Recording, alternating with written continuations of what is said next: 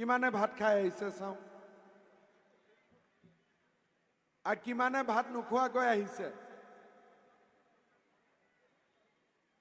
বাইদেউ ভাত খাই আহিছে নে কি কৰি আহিছে আচ্ছা ভাত খালেও খালে নাই খোৱা কিন্তু মোৰ লগত একেলগে ক'ব লাগিব ভাৰত মাতা কি এতিয়াহে লাগিছে ইয়াত ইলেকশ্যন আছে বুলি হয়নে নহয় আৰু এটা কথা খুদিম ভ্যাকসিন ললে নে নাই সবে নে কোনবা নলুৱা আছে নেকি সবে ললে ডাবল ডোজ ৰাইজক মই এটা কথা কওঁ যোৱাবাৰো যেতিয়া আমাৰ দুৰ্গা পূজা আছিলে আমাৰ মনত ধাৰণা আছিলে যে কোভিড শেষ হৈ গ'ল আৰু কি চিন্তা হয়নে কথা কোৱা বন্ধ কৰি দে তাৰ পিছত ইলেকশ্যনো হ'ল আমি সবে ফুৰ্তিও কৰিলো ইলেকশ্যনৰ পিছতে আকৌ কোভিড আহিল কেতিয়া আহিলে যেতিয়া আমি বিহুৰ কাৰণে ৰেডি হৈছো আৰু কোভিড আহি গ'ল সেই কাৰণে একেদিন কোভিড নাই বুলি আপোনালোকে মনৰ পৰা এটো ভাবি নলব যে কোভিড নোহোৱা হৈ গ'ল গতিকে যিমান লৰাৰ 17 বছৰ হৈছে 18 বছৰ হৈছে আৰু একেবাৰে 80-90 বছৰলৈকে দি দেউতা মা আছে সকলোৱে যাতে ভ্যাকসিনটো লৈ লয় ঠিক আছে ইলেকশ্যনটো আহিব যাব কিন্তু আমিতো সকলোৱে জিয়াই থাকিব লাগিব হয় নে নহয় সেইকাৰণে ভ্যাকসিন ল'ব কোনেও নাপাহৰিব দেই হ'ব নহয় হ'বনে নাই ঠিক আছে আজি আমাৰ সভাত উপস্থিত কেন্দ্ৰীয় মন্ত্ৰী ৰামেশ্বৰ তেলী ডাঙৰীয়া মোৰ সতীৰ্থ মন্ত্ৰী তামুলপুৰ উপনিৰ্বাচনৰ দায়িত্বত থকা ৰঞ্জিত কুমাৰ দাস ডাঙৰীয়া মন্ত্ৰী ইউজি ব্ৰহ্ম ডাঙৰীয়া সাংসদ ভুৱনেশ্বৰ কলিতা ডাঙৰীয়া অসম গণ পৰিষদৰ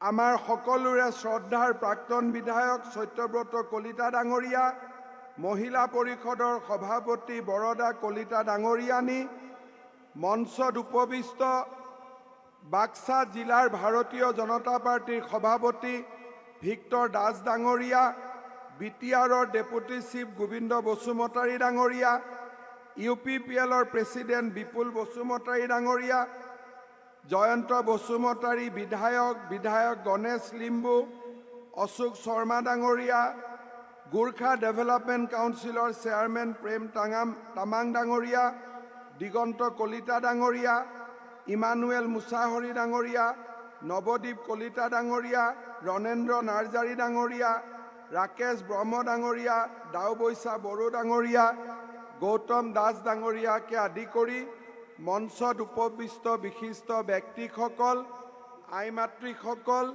আৰু যুৱক যুৱতী বন্ধু বান্ধৱীসকল আমি ইয়াতে য'ত সভা কৰিছো তাৰ পৰা অকণমান দূৰতেই আমাৰ পূব দেবেলী মৌজাৰ খুৱাকপুৰ গাঁৱত ঔবাৰী সত্ৰ শ্ৰী হৰি সত্ৰ আমাৰ ইয়াতে বিদ্যমান হৈ আছে এই সভাৰ পৰাই মই সত্ৰলৈকে মোৰ প্ৰণাম জনাইছো আৰু আপোনালোকলৈকেও মই মোৰ প্ৰণাম জনাইছো মই আগতে সত্ৰত অহা নাই এই বছৰৰ ভিতৰতে এবাৰ সত্ৰত আহি যাম আমি একেলগে সকলোৱে গুৰু আসনত সেৱা কৰি যাম শ্ৰদ্ধাৰ ৰাইজ তামুলপুৰত আমাৰ বাই ইলেকশ্যন আছে বাই ইলেকশ্যন কিয় হ'ল ইউজি ব্ৰহ্ম ডাঙৰীয়াই কৈ গৈছে যে যেতিয়া আমাৰ সাধাৰণ নিৰ্বাচন অনুষ্ঠিত হৈছিল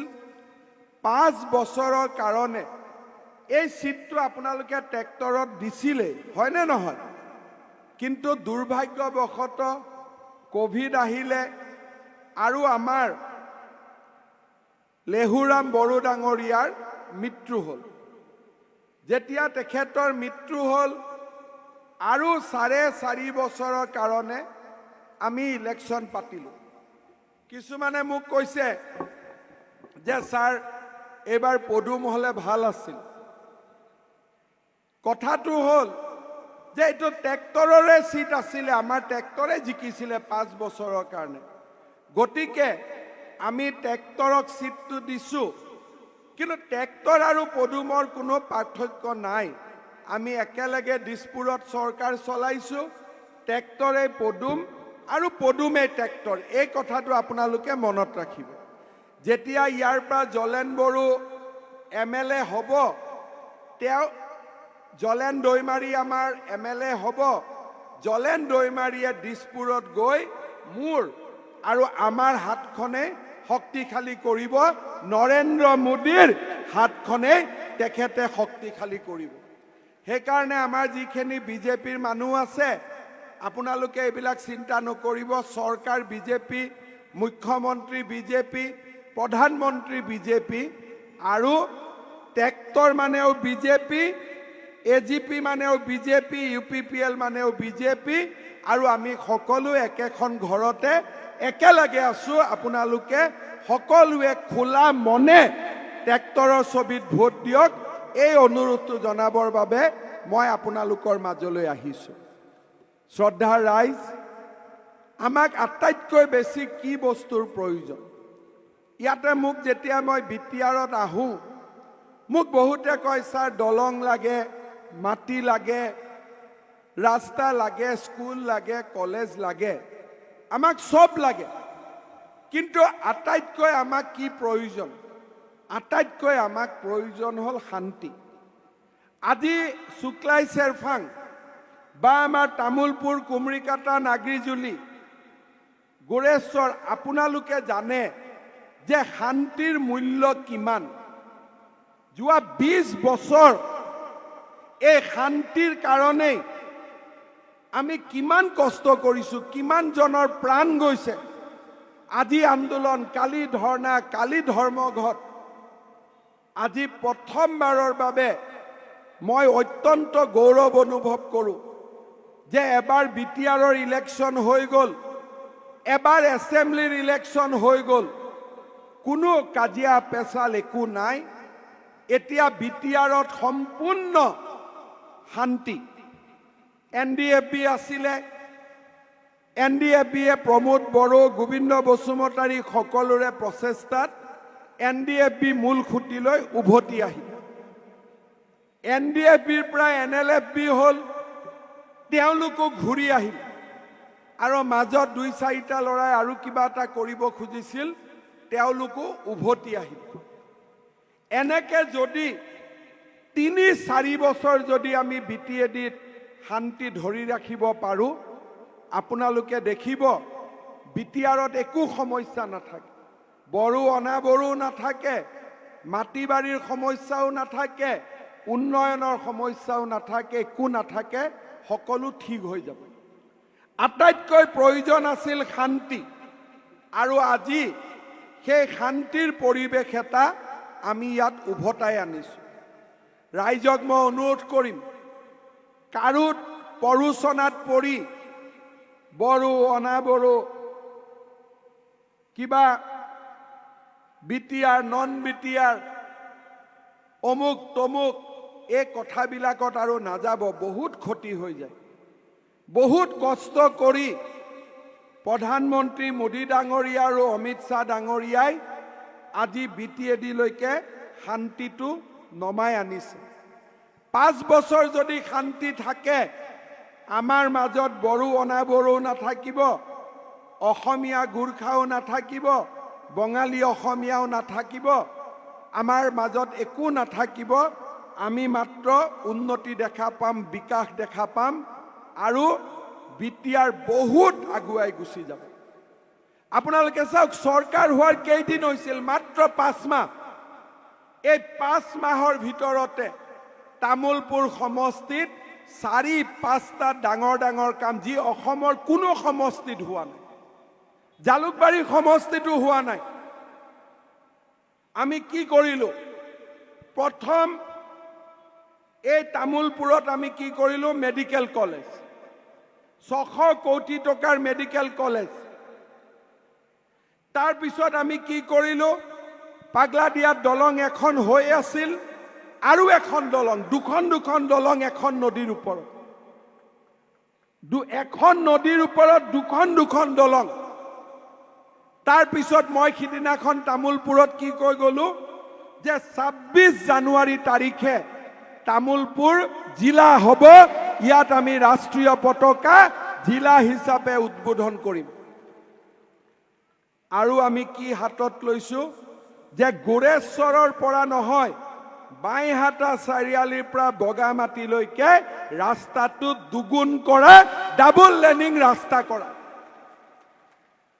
এতিয়া মোক যদি সোধে এই 5 মাহত ইমান কাম জালুকবাৰী সমষ্টিত হৈছে নেকি, মুঠেও হোৱা নাই।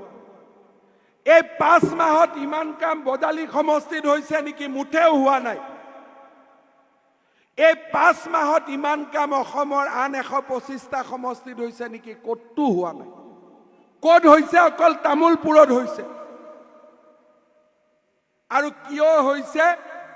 কাৰণ মই বিশ্বাস কৰোঁ যে তামুলপুৰ আৰু বিটিএডি অঞ্চলত শান্তিৰ আটাইতকৈ বেছি প্ৰয়োজন আছে, উন্নতিৰ আটাইতকৈ বেছি প্ৰয়োজন আছে। যোৱা 20 বছৰ আমাৰ বিটিআৰৰ মানুহে যিমান কষ্ট খালে তাক সুদে মূলে এতিয়া আমি উন্নতিলৈকে ৰূপান্তৰ কৰাৰ সময় এতিয়া আহি পৰিছে। যোৱা 20 বছৰ আপোনালোক যিমান পিছুৱালে তাক এতিয়া আমি মেকআপ কৰাৰ সময় আহিছে। আৰু এবাৰ বিভেদৰ ৰাজনীতি নহয়, বিকাশ আৰু উন্নয়নৰ ৰাজনীতি। অলপ আগতে মই গোসাইগাঁৱত কৈ আহিছো যে কংগ্ৰেছক আমি ভোট দিব পাৰো, আপত্তি কি আছে? ভোটটো দিলেই হ'ল। আমি কোনোবা এইবিলাক গণেশ কছাৰী উঠিছে, ইলেকশ্যন পালেই উঠি থাকে, কোনোবাই উঠাই দিয়ে উঠি থাকে, তো ভোট দিব পাৰো, আপত্তি নাই। কিন্তু যি গৰুৱে গাখীৰ নিদিয়ে তাত ভোট দি লাভ আছে নেকি কওকচোন? এতিয়া আমাৰতো গোৰ্খা মানুহ গৰুৰ কাম কৰিব জানে। এতিয়া ভাস্কৰ দাহালক খীৰাই থাকিলে কিবা গাখীৰ ওলাব নেকি? তাক নিজে এতিয়া দানাই খুৱাই থাকিব লাগিব, গৌশালাত ৰাখিব লাগিব, হয়নে নহয়? গণেশ কছাৰীটো গৌশালাত থাকিব লাগে এতিয়া, কাৰণ গাখীৰটো নোলায়। গাখীৰ কোনে দিব পাৰে? খালি ট্ৰেক্টৰে গাখীৰ দিব পাৰে। আজি আৰু বেলেগে গাখীৰ দিব নোৱাৰে। ট্ৰেক্টৰ পদুম হাতী। দিল্লীত কাৰ চৰকাৰ? বিজেপি। দিছপুৰত কাৰ চৰকাৰ? বিজেপি। আজি যদি তামুলপুৰত মেডিকেল দিব পাৰে, আজি যদি আমাৰ ইয়াতে ৰাস্তা দুগুণ কৰিব পাৰে, পাগলা দিয়াৰ ওপৰত দলং কৰিব পাৰে, জিলা কৰিব পাৰে, কোনে কৰিব পাৰিব? হাতী, ট্ৰেক্টৰ আৰু পদুম ফুল। 26ত দেখা যাব। 26 চনত কি হ'ব দেখা যাব। কিন্তু 26 চনলৈকে, আজিৰ পৰা 26 চনলৈকে গাখীৰ কোনে দিব? বিজেপি আৰু বিজেপিৰ মিত্ৰজোঁটে দিব। পিছত কি হয় ময়ো নাজানো, 26 চন ময়ো দেখা নাই। যদি ভাল কাম কৰিছো আপোনালোকে ভোট দিব, কিন্তু এটাটো খাটাং যে 26লৈকে বিজেপিয়ে থাকিব, হয়নে নহয়? সেইকাৰণে ৰাইজ সকলোৱে মিলি আমাৰ বিজেপি দলৰ লগত থাকক আৰু ট্ৰেক্টৰত ভোট দি জলেন দৈমাৰীক বিজয়ী কৰক। আৰু আপোনালোকে চাওক যে ইলেকশ্যনৰ আগত মই যি কৈ গৈছো আৰু আজি মই যি কৈ আছো, মোৰ কথাৰ মাজত আপোনালোকে পাৰ্থক্য দেখা নাপায়। ইলেকশ্যনৰ আগত কৈছো তামুলপুৰত জিলা কৰিম, আজিও কৈছো তামুলপুৰত জিলা কৰিম। ইয়াতে ফাং ফুং নাই। ইলেকশ্যনৰ আগত কৈছো 1 লাখ ল'ৰাক বিনা পইচাত 1 বছৰত চাকৰি দিম, দিম মানে দিমেই, তাত আৰু বেলেগ কথা একো নাই। ইলেকশ্যনৰ আগত কৈছো মহিলাসকলক বন্ধন বেংকৰ লোনৰ পৰা ৰেহাই দিম, দিম মানে দিমেই, আৰু তাত বেলেগ কথা একো নাই। আৰু ইলেকশ্যনৰ আগত কি কৈছিলো যে আমি সকলোকে অৰুণোদয় আঁচনি দিম। তামুলপুৰত এটা প্ৰব্লেম হৈ আছে, সমস্যা হৈ আছে। ইয়াত যিমান দুখীয়া মানুহ তাৰ তুলনাত অৰুণোদয় কম পাই আছে। তাৰ কাৰণে অলপ মাজে মাজে মানুহৰ মাজত আপত্তি আছে। আজি ৰাতিপুৱা প্ৰমোদ বড়োৰ লগত মই কথা পাতিছো যে আমাৰ ইলেকশ্যনৰ পিছত আমি 16,000 পৰিয়ালক তামুলপুৰত আমি অৰুণোদয় দিছিলোঁ।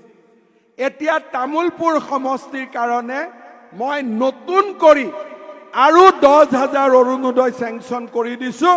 নোপোৱা মানুহখিনিও আপোনালোকে পাই যাব। আৰু এইবাৰ আমি কেনেকৈ দিম, অলপমান লিষ্টখন বনাওঁতে মই নিজেও চাই দিম যাতে কোনো মানুহৰ আপত্তি নাথাকে। এইবাৰ লিষ্টখন মই নিজে চাম, মই বেলেগক নিদিওঁ, যাতে ঝামেলা নহয়, সকলো দুখীয়া মানুহে পাব পাৰে। আৰু আমি কি কৰিছোঁ, 830 টকা আছিল অৰুণোদয়, 1,000 হ'ল 5 মাহৰ ভিতৰত। অহা বছৰবিলাকত সি বাঢ়ি বাঢ়ি গৈ থাকিব। আগতে কি আছিল, বৃদ্ধ পেঞ্চন কেতিয়া পাম, বিধৱা পেঞ্চন, বাবা বিধৱা পেঞ্চনটো কেতিয়া পাম, অৰুণোদয় কোন তাৰিখে সোমাব, বোলে দিব্যাংগ পেঞ্চন কেতিয়া আহিব, আমি কোনেও নাজানিছিলোঁ।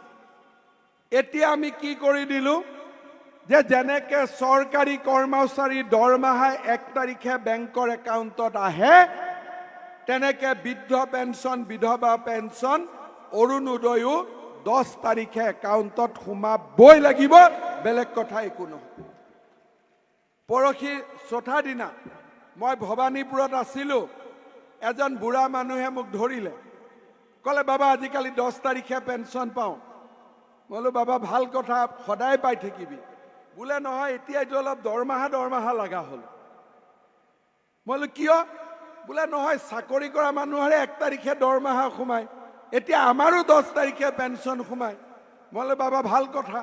বোলে ভাল নহয়, এতিয়া 250টো 500 কৰি দে, তেতিয়াহে মনটো ভাল লাগিব। তাৰমানে আপোনালোকে চিন্তা কৰক যে কিমান মানুহৰ আস্থা আছে গভৰ্ণমেণ্টখনৰ ওপৰত, আৰু আস্থাটো ক'ৰ পৰা বাঢ়িছে। এই 5 মাহৰ ভিতৰতে গোৰ্খা লোকসকলৰ যিমান সমস্যা আছিল আমি সমাধান কৰি দিলোঁ। তাৰ পিছত দালালবিলাক অফিচত প্ৰায় নোহোৱা কৰিলোঁ। আজি মই ৰঞ্জিত দাস ডাঙৰীয়াক ভাবি আহিছোঁ, লগ পালে কম। আমি দেখি আছোঁ যে ৰেচনৰ দোকানীবিলাকে আমাক চাউলটো পুৰা নিদিয়ে।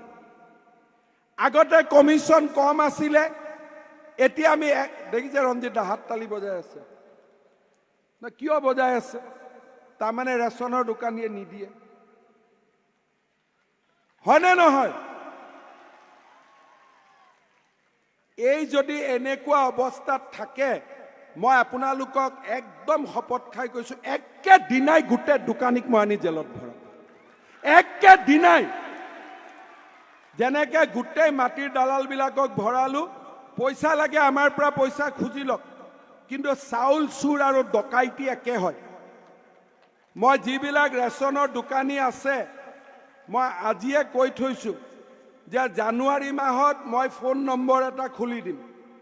সেই ফোন নম্বৰত আপোনালোকে ফোন কৰিব যে কোনে চাউল কম ৰাখিছে। যোনে 5 কেজিতকৈ 100 গ্ৰামো কম ৰাখিছে, সি জেলত যাবই লাগিব। আৰু বেলেগ কথা একো নাই, বহুত দিন সহ্য কৰি আছোঁ, মই চাই আছোঁ। মাটিৰ দালাল জেলত গ'ল, দ্বিতীয় অফিচত দালালি চেজ হৈছে, চাউলৰ কাম আৰু গৰীব মানুহক ঘৰ দি টকা লুটা, এই দুটা কাম চলিব নোৱাৰে। আৰু এই দুটা কাম অসমত আমি বন্ধ কৰি দেখুৱাব লাগিব। আৰু আপোনালোকক মই কৈছোঁ, মই CM থাকি এই কাম কৰি দেখুৱাব লাগিব, নহ'লে মই CM থাকাৰ কোনো ভেলু নাই। নহ'লে যোনে তোনে CM হৈ থাকিব পাৰে, কোনো ভেলু নাই। মই এইকাৰণে ৰেচনৰ দোকানীক মাতি আনি 143 টকা কমিশ্যন কৰি দিছোঁ, কোনো আপত্তি নাই। এতিয়া আৰু এইবিলাক টকা পইচা কোনো পলিটিকেল লিডাৰেও নাপায়, কোনো মানুহে নাপায়, অকল সিহঁতি মন মৰ্জিত খাই আছে গৰীব মানুহ কাৰণে। এই অসমত দুখীয়া মানুহৰ ওপৰত অত্যাচাৰ বন্ধ হ'ব লাগিবই।